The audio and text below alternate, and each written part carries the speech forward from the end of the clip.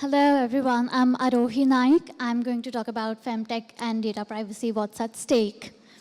So I will go through what is Femtech, the data collection practices, and then we'll go to some data privacy issues and some of the probable solutions as well. So what is Femtech? Femtech, or female technology, is a term used to define software services or applications that deal with women's health and wellness. You must have heard about period trackers, fertility trackers, or some of these apps are also known as digital contraceptives nowadays. So all these come under Femtech. And you can see the picture on the screen. Those are some of the famous examples of Femtech apps. Like Flow, Eva, Clue. Do you sense a theme there? I see everything a bit much pink, which is quite stereotypical, but that's a topic for another day. Can I have a quick show of hands? How many of you know about these apps or have used them? Oh, that's amazing. So Femtech as an industry has grown over the years and is still growing at a rate of 33.7%, which is huge. And it is estimated to be a million quid industry by next year and about 3.1 billion quid industry by 2031. But the question is, are we taking it seriously enough? So these apps have been in existence since the early 2000s. But they got significant attention after the Flow apps controversy that happened in 2021 in the US, which was basically FTC, the Federal Trade Commission of the US, claimed that Flow, the fertility tracker app, sold their data, the users' data, to third parties such as Google and Facebook. And this created a big upheaval there. And as many other women, I was skeptical as well after that to, use these apps again. Not just that, there have been a lot more news items that came up about data privacy issues in terms of Femtech apps and other health apps as well as data breaches. And some people also claim that the apps don't work the way they should.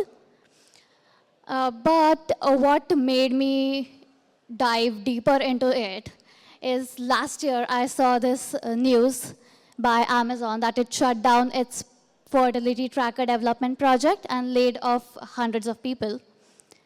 And Amazon, being such a big conglomerate, I feel if they create a Femtech app and go ahead with it, it can benefit a lot of people globally. They have a big reach, they have got the funds, they have the resources.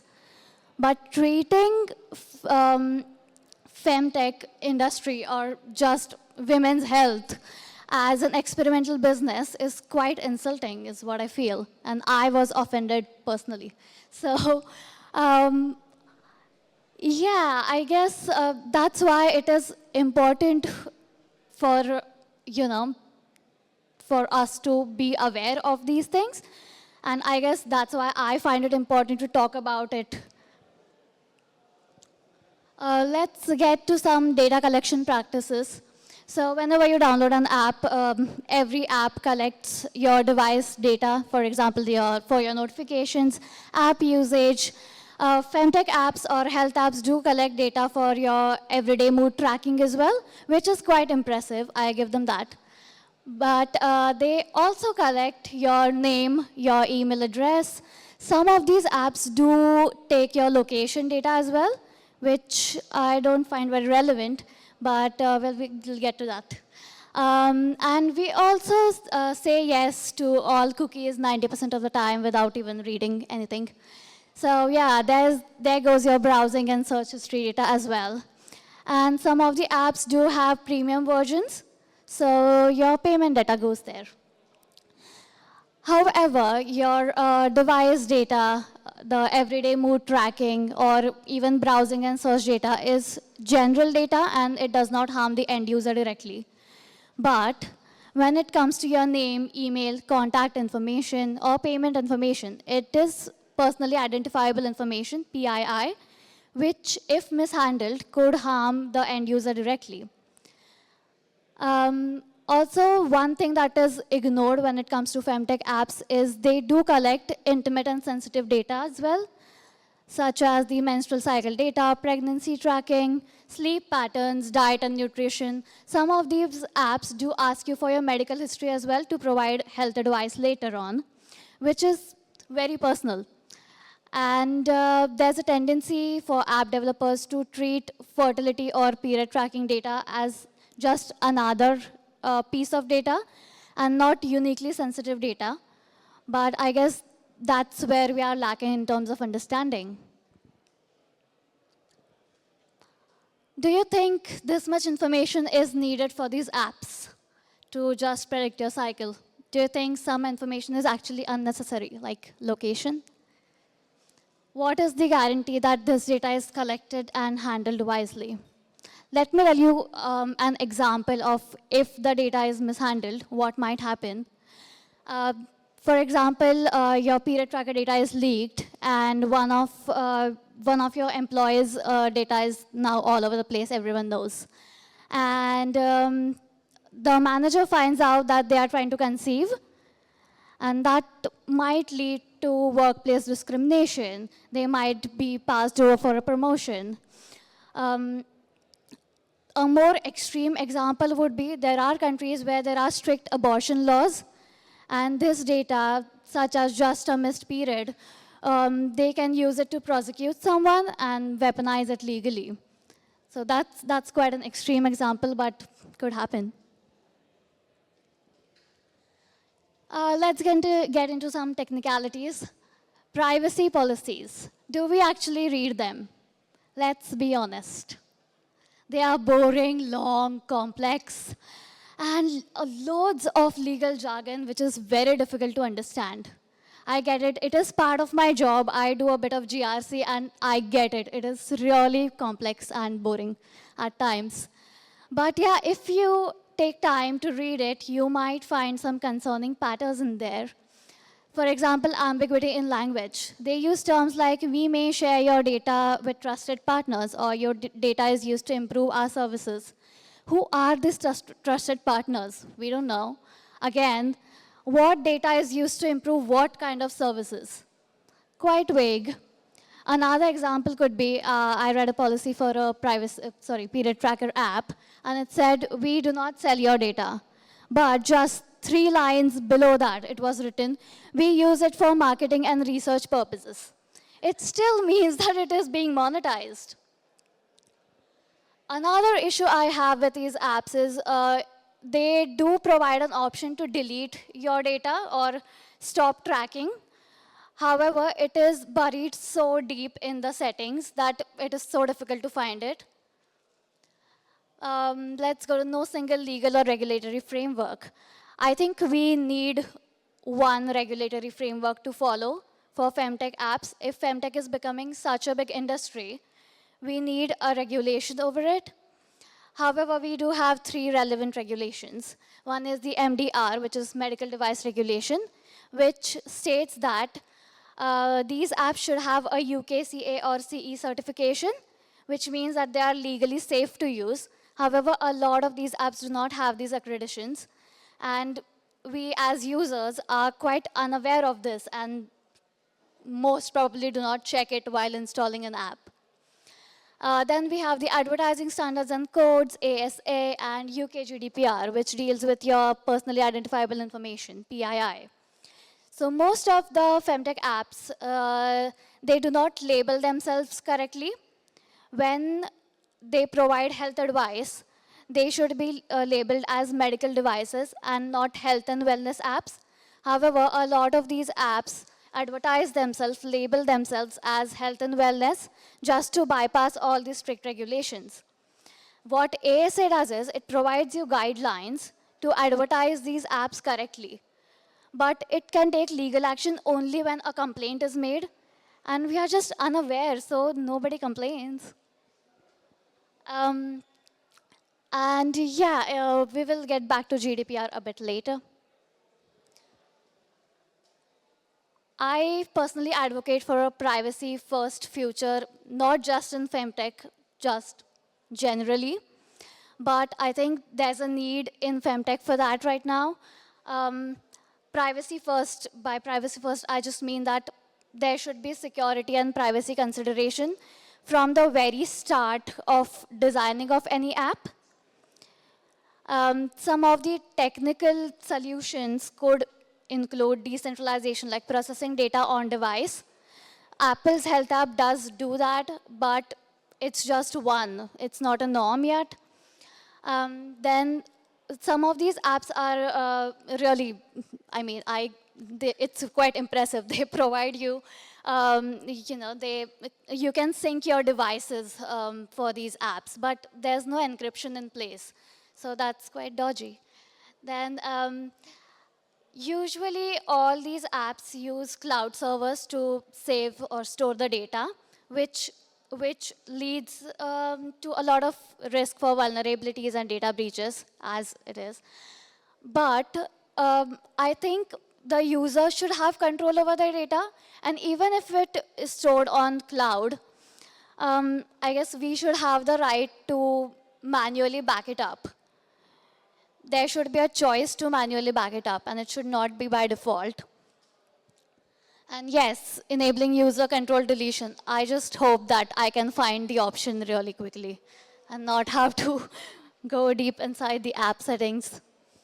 In terms of policy regulation, along with clearer and transparent data labeling or data protection guidelines, I feel that we have GDPR with us, and we should definitely exercise our rights.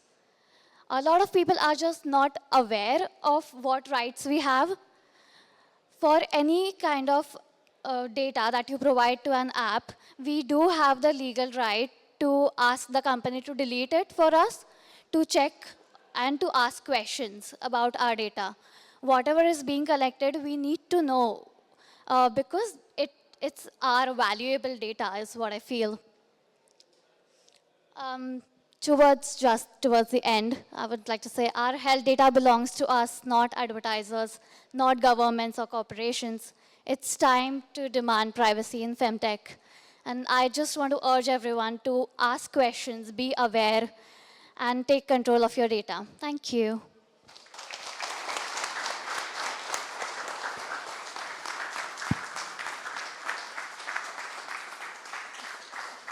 Amazing talk, thank you. Any questions from anybody in the audience? Either at the front. So, oh god, that was close to my mouth. You mentioned like GDPR and like UK regulations, but obviously not all these apps will be developed in the UK, and I was just wondering who you thought the responsibility was on to regulate these apps. Sorry, can you repeat the last bit? Oh, sorry. Whose responsibility is it to regulate these apps when they're not all developed in the UK? A really good question, but we, as of now, I don't think we can put regulations all over the world. But I think it's still the responsibility of the app developers to inculcate privacy and security from the very start of it. Like when you start designing an app, you need to consider privacy because this is quite intimate data that we are giving. So yeah, I guess it is the app developer's responsibility to not consider any kind of data as just another piece of data, but to consider it as sensitive data and handle it wisely. Got another question over here, I think. Interesting talk, and obviously very passionate about it and been interested in it a while yourself. Have you noticed any uptick or change in attitudes towards this as an issue, as in finding it worth talking about, being important, attention, and so on, given what's going on in America over the last couple of years? Have you found that's really driven this conversation, or has it already been discussed? I think it wasn't being as much discussed before 2021. So the Flow app controversy was one. But even after that, like for UK, I can say the ICO did a survey on it. But that's just a survey, and then they just released some guidelines. But there's no action being taken as such.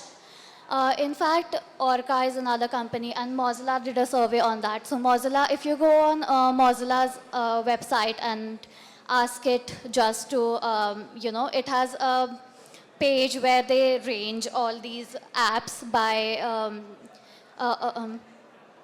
say, like worst to the best in terms of privacy policies. So that's great. However, there's no action, like legal action taken at all. Also, I couldn't find any new surveys being taking place like in last year or this year. It's just, I have seen articles, I have seen posts on LinkedIn, but not really anything that would, take it further ahead. Another question down Thank here? you. Hi, that was a really good talk. Do you think the app stores need to be doing more to make sure that these apps can't bypass the regulations like you were saying? Sorry, were you saying, should we do something more? Should the app stores themselves be doing more? Yeah, absolutely. Like, first thing, it is all pink. So, yeah, but anyways. Yeah, coming back to your question, I think so. They should do something about it in terms of advertising, but that's the thing, because the companies tell the influencers or the marketing team how to advertise it. So first thing, I guess the app developers need to label it correctly, and there should be strict guidelines over labeling. I think the MHRA or the MDR, they don't test it really well. So I guess there should be more safety testings about those apps before it is even published. Like we have testing for EU AI Act now. They test the AI devices before it gets published. So I think it should be here as well. Oh, another question up in front. Can you not just sit together? Stay healthy. Thank you. Thank you so much for the talk. I was wondering, this is sort of labeled under Femtech because it's apps that are directed or sort of aimed at or for women. Do you think that there is an impact in that just by labeling it Femtech, it's all pink, it's all health and well-being, whatever, there is less sort of regulation over it? At the end of the day, this is just tech. These are just apps that deal with people's data. Do you think that there is a need to, basically, do you think that the Femtech label is helpful or a hindrance or both, depending on which way you look at it?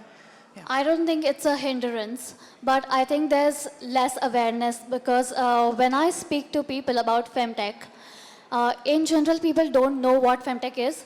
So I think we need to promote it that way so that they know about it. In case of other health apps as well, there's a lot of, talk about fitness trackers or these Apple Watches, but not specifically about Femtech. So I don't think it's a hindrance, but it is not yet, yeah. Thank you. Hi there. Sorry. Hi. Sorry. I was wondering, you did all this research. Do you use one? No, I did, when I started doing research, I actually was looking one for myself. And then I found out that it takes all of my data, and then I work in cybersecurity, and I thought this is not good. So I started writing a code for myself. So I have a code written in Python for myself, so I use that. Hi. So you already told about the Femtech, that's fine. But in general, there are many privacy issues going on, right? So for this particularly, without the label of Femtech, is there any awareness, like campaign is going on or something that you have come across? I don't think so. I read some articles about, in general, how the health apps are not taking privacy seriously. But I haven't come across anything in particular as such. Sorry. Any other questions from anybody else? What about my health data in the Apple, like just health? Yeah, so what Apple does is it stores your data on your device unless you tell it to back it up to cloud. So that's a good way of keeping the data on the device. There's another app called Yuki, EUKI, which is really good with their security practices. So yeah, if anyone wants to try that out. Any other questions? Anyone else wanting to make me run? Grand. Well, massive round of applause for Arohi. Thank you.